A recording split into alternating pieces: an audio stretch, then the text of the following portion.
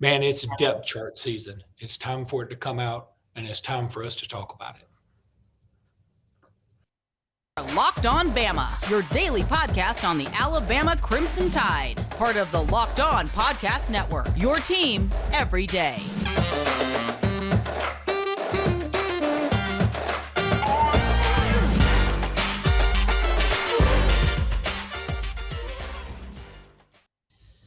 Hey, everybody, and welcome back into Locked On Bama. Luke Robinson, that's me. Jimmy Stein, that's him. Jimmy, how are you today?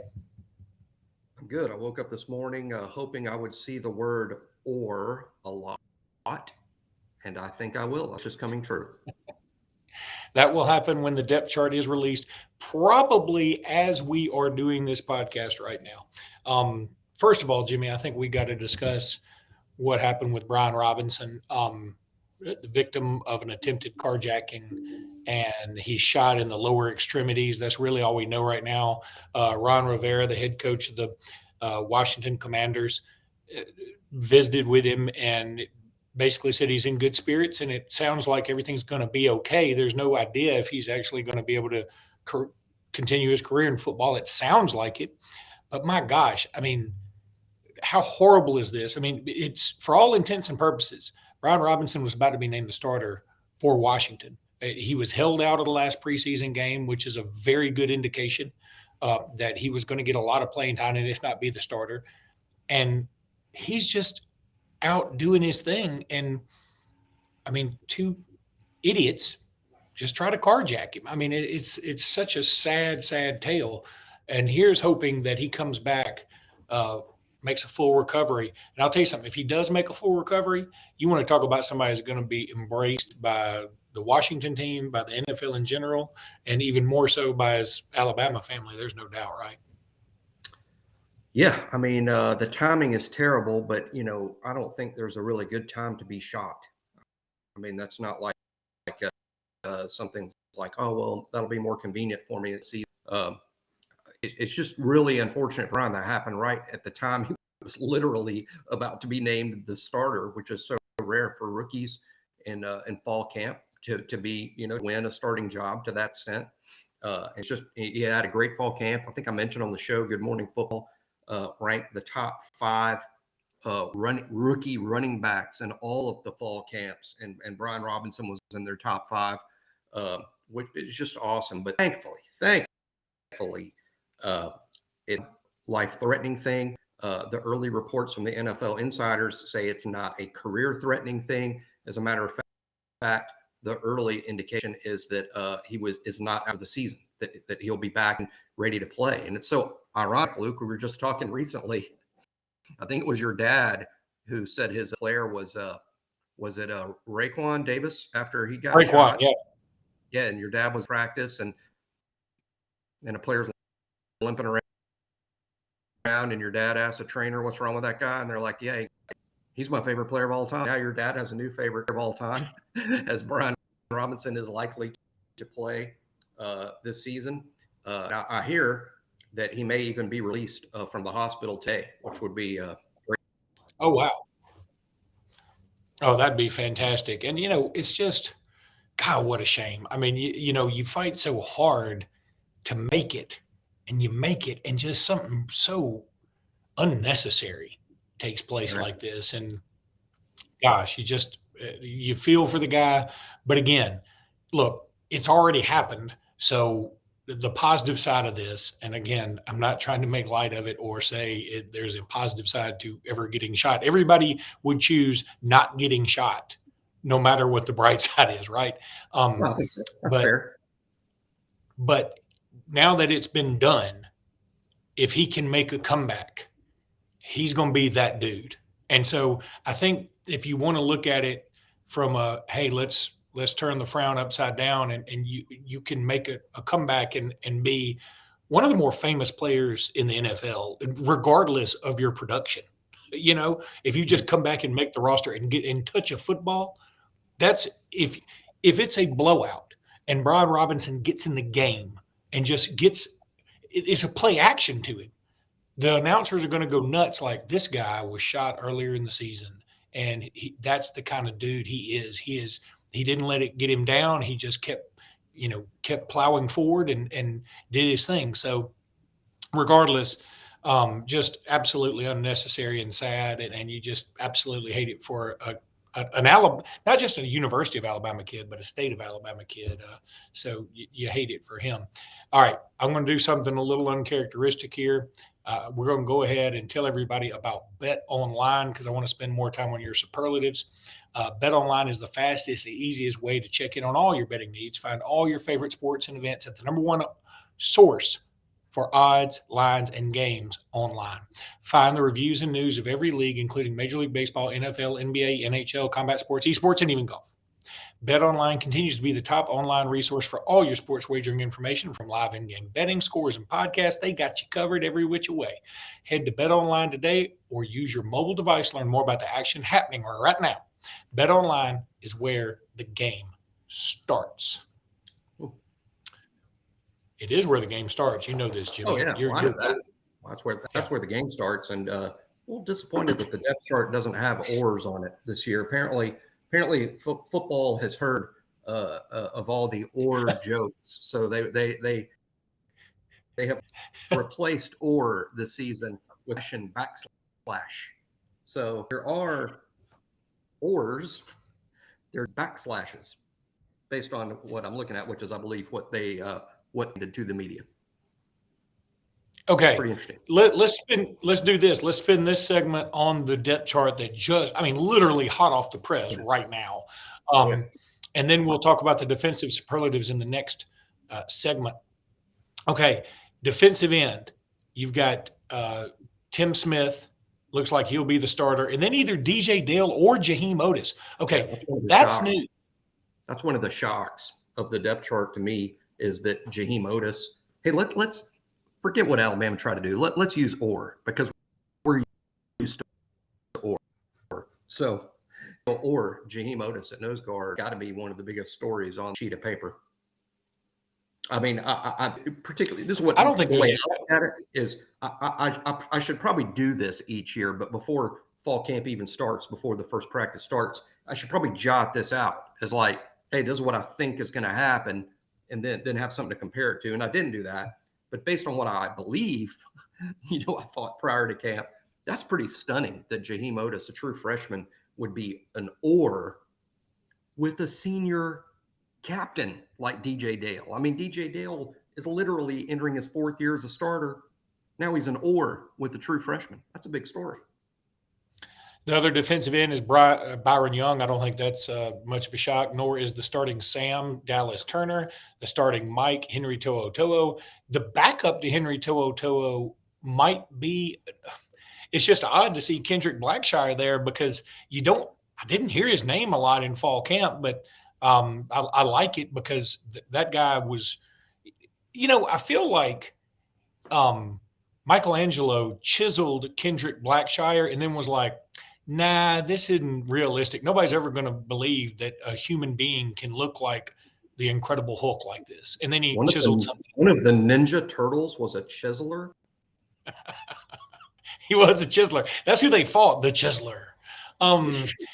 Okay, so anyway, I find Kendrick Blackshire to be one of the more interesting specimens on the team. Then all right, so Jalen Moody does beat out Deontay Lawson. There was at least a 5% chance Deontay Lawson may get that spot. Okay, here's a shocker to me. Will Anderson's going to start at Jack? They should just put Will the first team for about 5 different spots for as much as Will. I'm a little surprised that Chris Braswell didn't get an or in here because Braswell's left the starting group, and I think they consider him a first teamer. I thought he might get an or maybe with Dallas Turner, but it doesn't really.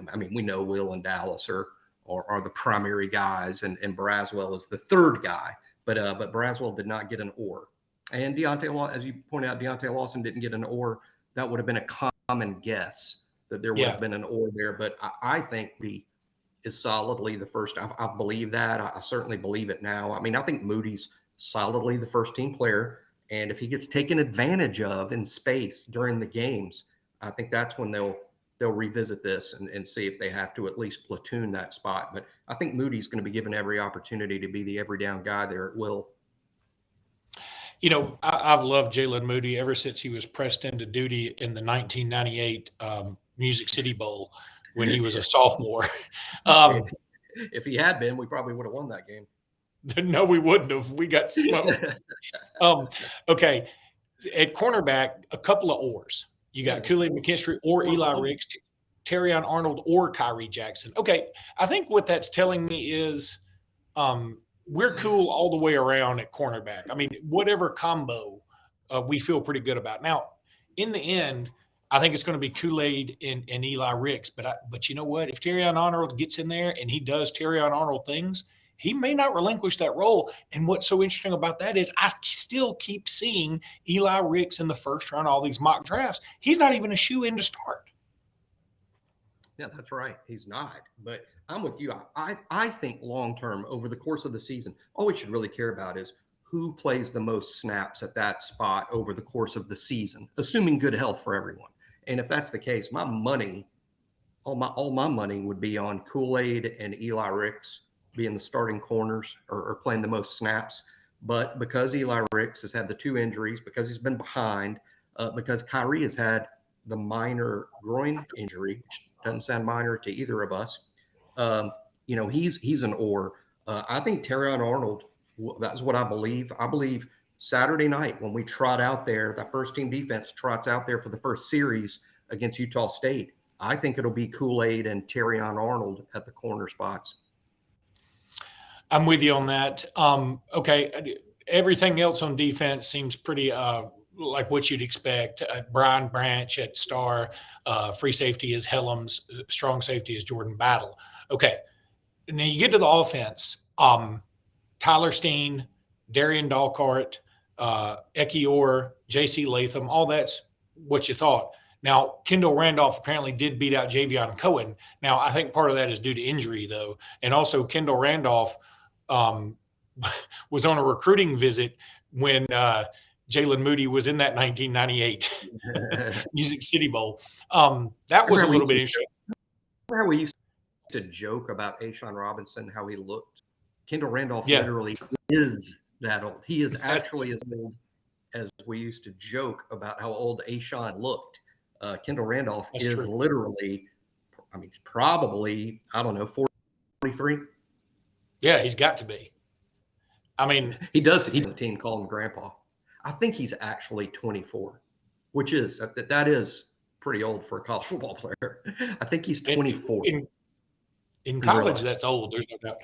Let's go to tight end, where it's Robbie. He almost rent a car. He could almost rent a car. Don't you have to be 25 to rent a car? You do. I don't know that we had too many rent a car players. Robbie Oots.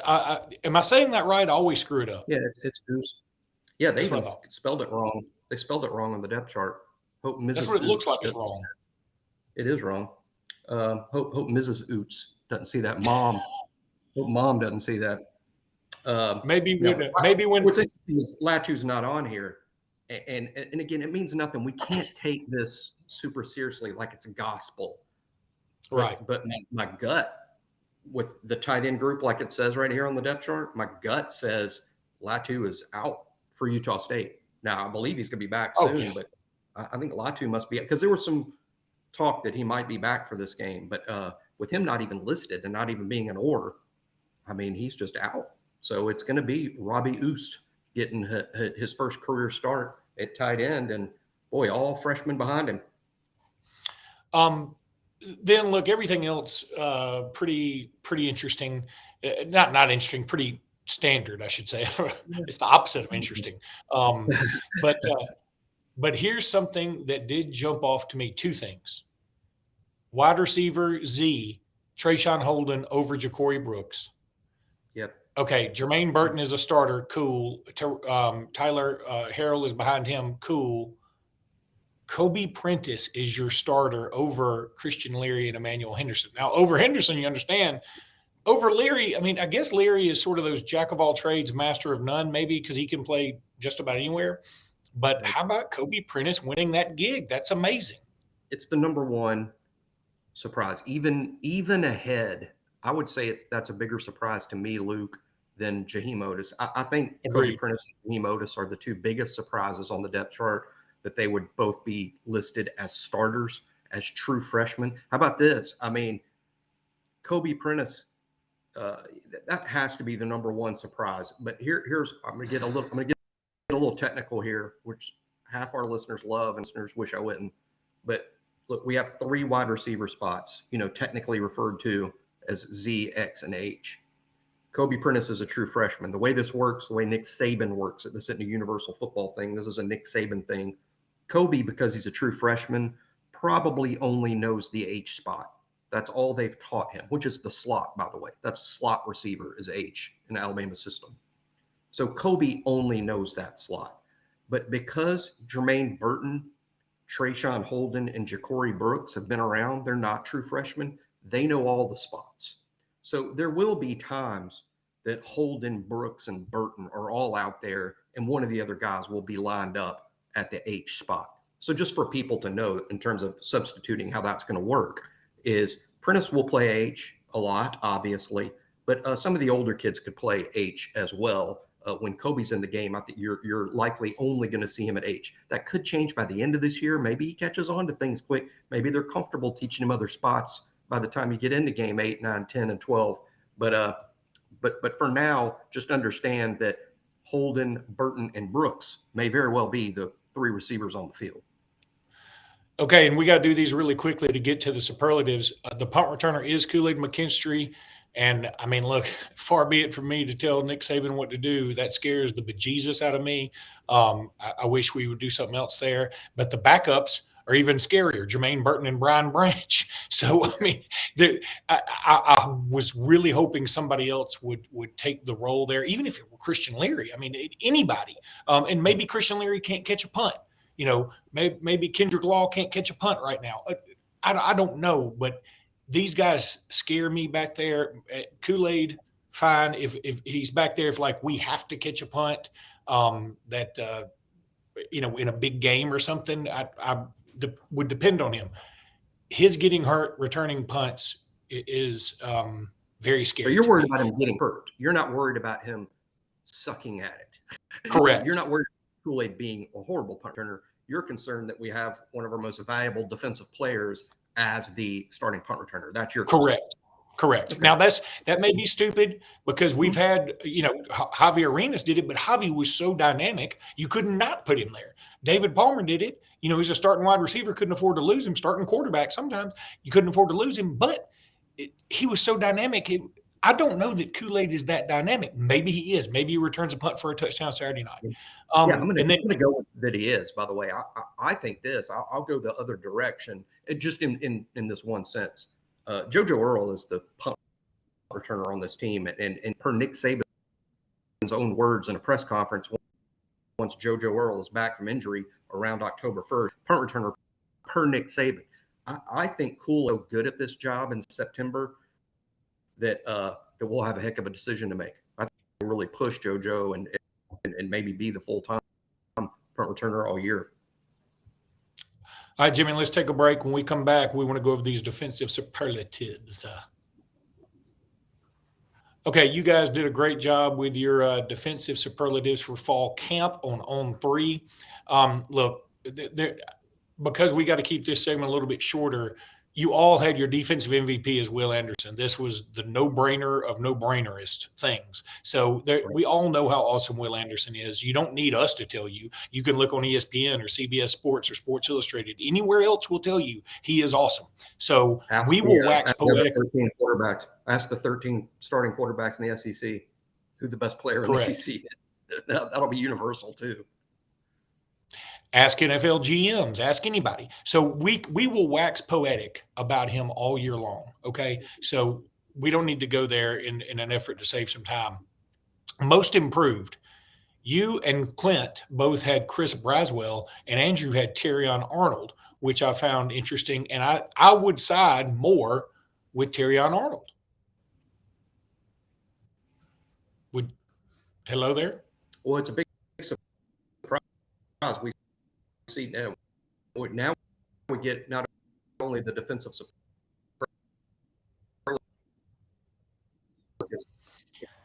All right, Jimmy. Which, by the way, I'm gonna put I you think on we hold for a all, second, bud. I'm gonna put you on I think hold for a second all because put you out were our going superlatives. out I on me think it was right there, Friday when and we all I, submitted I our hate answer that now, because which is kind of Jimmy's at funny. his house and sometimes the Wi-Fi gets a little sketchy. But I want to go over the rest of these really quickly, and then I'm gonna bring Jimmy back in. On the top newcomer, here's something interesting that Jimmy and the Own Three guys did. They said Eli Ricks across the board. I found that real interesting. Jimmy, I'm going to try and bring you back now. Can you hear me now? I hear you fine. Okay, you sort of went out there for a minute, so I felt like I needed to just. I want to go ahead and skip to the top newcomer. You It guys was had an act Eli. of God. It was an act of God. Even he knew that what I had to share wasn't very interesting. He was saving our audience. So Eli Ricks, you all across the board have as the top newcomer. Again, I find this interesting. He's not really been super active in practice. Right. Well, I think that's a projection. I think all of us feel like we know Ricks is off to a slow start, but it's the shoulder, it's the back, it's catching up with the playbook. When all of those things straighten out, he's probably going to be the best cornerback on the team. Okay, let's hope so. Biggest surprise. You had Jaheim Otis. Clint Lamb had Terrion Arnold, and Andrew Bone had Deontay Lawson. And I don't know how this isn't universal Jaheim Otis. How this is. Look, Terrion Arnold, we knew was a superstar athlete, so we knew he'd be something. Deontay Lawson, we all loved, so we knew eventually he's going to come around. Jaheim Otis lost the equivalent of a small RV in weight, and now he's a co-starter. How is that not the biggest surprise? Yeah, and I know he wasn't a 3-star. I'm sure he was a 4-star actually, but it kind of felt like a 3-star. It's not like we had to beat Ohio State and USC to get Otis. We just basically had to beat the Mississippi schools to get Otis. And he's ended, I mean, again, no one knows our kids better than our coaches. And I will guarantee you this. There is no way the day he committed to Alabama that any one of our coaches would have projected that he would be a day one starter at Alabama or listed with the starters. I mean, this is a shock to even our coaches that recruited that guy. So, yeah, he's the biggest surprise. I think Otis is probably surprised, but I also don't believe he's going to play the first snap. That'll shock me too. And it doesn't really matter who plays the first snap, but DJ Dale is a senior. He started 4 years. When they trot out there against Utah State Saturday night, it'll be DJ, but we're obviously going to see Otis early and often. If we can't get the student section to do something where every time he makes a tackle, they all go, Otis, my man, then they're doing this wrong. I'll yell real loud and get everybody to follow along. If you'll be in the student section, I don't think really anybody be able to tell the difference if you're a student. I'm not as old as Kendall Randolph.